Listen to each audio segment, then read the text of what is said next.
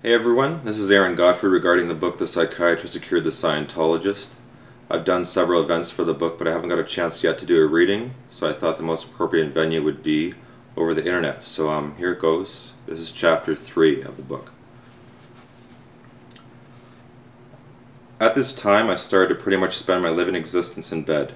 When a mind is riddled with anxiety to an extreme degree, it gets to the point where it physically hurts to move.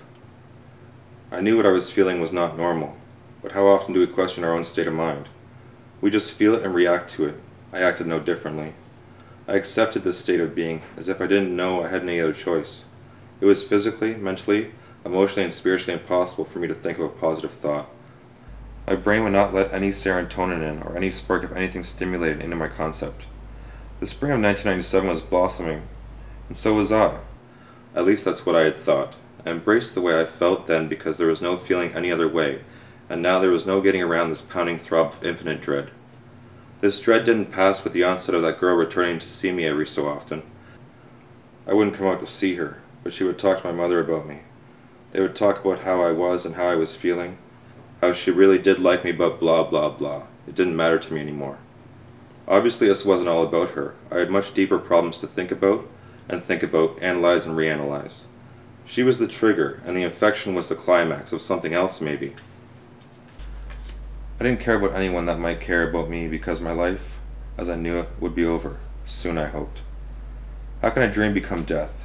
We think death is rest, a fantasy of an execution, brightened by lightning. Everything anybody wants, no matter how disheartening, is only what we think is best for us at the time. Every night I had aches and pains, which was followed by anxiety about the present, about the future, or about whatever.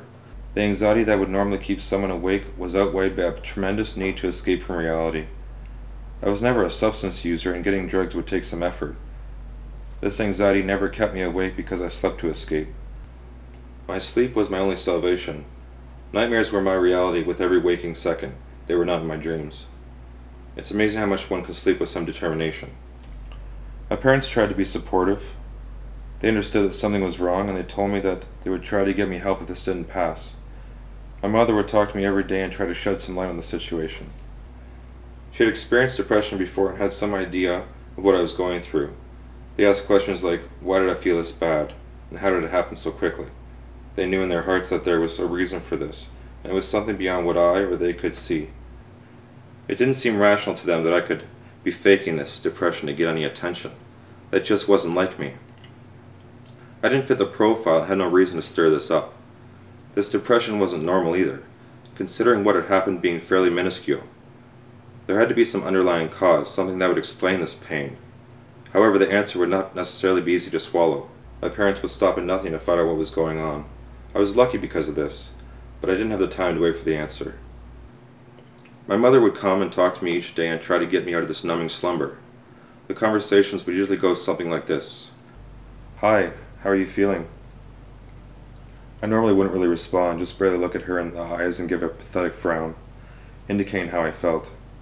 How do you feel? She would ask again. Not very good, I moaned. Oh, how'd you sleep? Okay. Her real reason for checking on me wasn't to see if I was feeling okay. It was to make sure I was alive. Understandably, if your son says he wants to die, what kind of parents sit back and call his bluff? Are you having bad thoughts still? Yes. And this seemed to be the answer for longer that was bearable. A suicidal person can get to the point where they want to kill themselves just out of embarrassment. They may not actually be ready to do it, but it is jump-started by his realization that he is causing strain on everybody. I wasn't the kind of person to accept being embarrassed. What are you thinking? That I feel like dying. I would always underplay it by using the words like feel and want instead of are and will. I didn't want to upset her too much. Have you heard of the saying, this too shall pass? Yes. It will, you know. Nothing stays constant in this universe. Everything changes. You won't feel like this forever. You just have to hold on and try to overcome this. But I don't feel like it's going away. I thought it was getting worse, actually. You have to trust me. You remember when I was sick, when you were younger? My mother had come in and going trials with MS. I was so sick and I couldn't move, I wanted to die every day.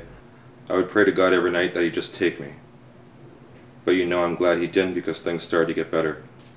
Things will for you too. It sounded fair enough, and it was something that could lift my spirits a little. Then my mind would think, well, she couldn't kill herself. She had a family to live for, and she had kids who needed her. Even if she wanted to kill herself, she had no excuse to do so. People depended on her. What and who did I have, really?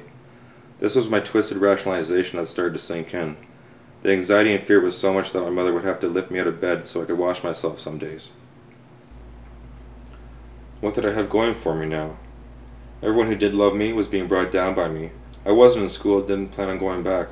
I didn't have a job and couldn't have one in my current state. My friends couldn't be bothered with this, and I wouldn't let them be. In less than 2 weeks, I made myself inconsequential to the world. It's very possible to trick your mind into believing no one will miss you in order to serve your selfish needs. Human beings do this all the time. We choose to see angles we want and deny the ones that will cause us guilt or pain. Because we are all in need of momentary pleasure. We think we're pulling a little white lie over the heads of people we care about, when in actuality, we're only tricking ourselves. A couple more days passed and the need for the deed grew inside me. I didn't think about anyone else anymore. I didn't think about my mom, how she would feel if I were gone. Not that I didn't care, it just ceased to cross my mind. Dying became a constant in my psyche, drawing more power every hour. This addiction of thought soon became fixed until my brain cells began to die. My fix would become a permanent one, and I wasn't afraid to check out anymore. Any way you want to look at it, this was my temporary solution. Temporary because I knew that this wasn't a long-term solution. I had been taught and knew through belief in my heart that our lives don't end when our bodies die. So what did this mean in my realm of belief? It meant I could be stuck somewhere in a haze of spiritual bafflement until I was sorted out by the law enforcement above. Alternatively, I could be stuck on Earth just hanging around people that gave me warmth for a while. Another possibility is that I could find another womb, embody it, and possibly go through the same problem again at the age of 17. Only so God or whoever could test me again. Believing this, I still wanted to blow my brains out my ear. The answer was meaningless because it was nowhere to be found. It would not come into focus for some time.